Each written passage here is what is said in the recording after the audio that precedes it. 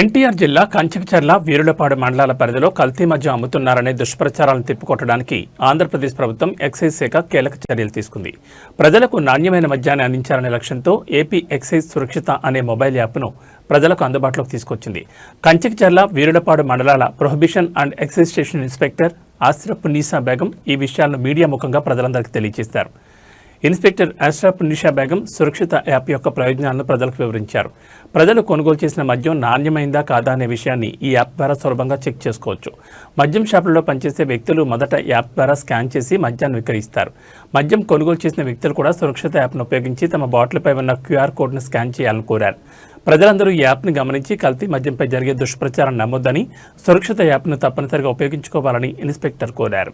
Charla prohibition and excise station ఇన్స్పెక్టర్నైనా నేను ఇప్పుడు మనకు మద్యం షాపుల్లో కల్తీ మద్యం వచ్చిందని ఒక వదంతులు వ్యాపించటం వల్ల ప్రభుత్వము చర్యలు తీసుకొని ప్రజలకు నాణ్యమైన మద్యాన్ని అందించాలనే ఉద్దేశంతో ఏపీ ఎక్సైజ్ సురక్ష యాప్ అనే దాన్ని డౌన్లోడ్ చేసి ప్రజలందరికీ అందుబాటులోకి తీసుకొచ్చింది. ఈ యాప్ ద్వారా షాపుల్లో పనిచేసేటటువంటి వారు మద్యాన్ని స్కాన్ చేసి అమ్ముతారు, ప్రతి బాటిల్ని కూడా.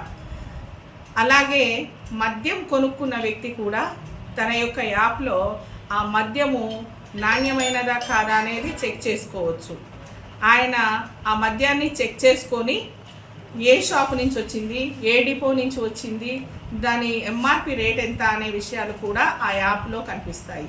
కాబట్టి ప్రజలెవ్వరూ కూడా ఈ వదంతుల్ని నమ్మకూడదని, కల్తీ మద్యం ఉంది అనేటటువంటి దుష్ప్రచారాలు చేస్తున్న వాళ్ళ యొక్క విమర్శల్ని తిప్పి కొట్టడానికి ప్రభుత్వం ఈ యాప్ని తీసుకొచ్చింది.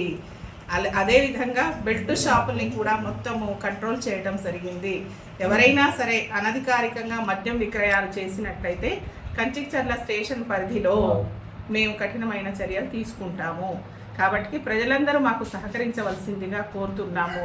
ఎవరైనా అమ్ముతున్నట్లయితే మాకు ఫిర్యాదు చేయవలసిందిగా కోరుతున్నాము.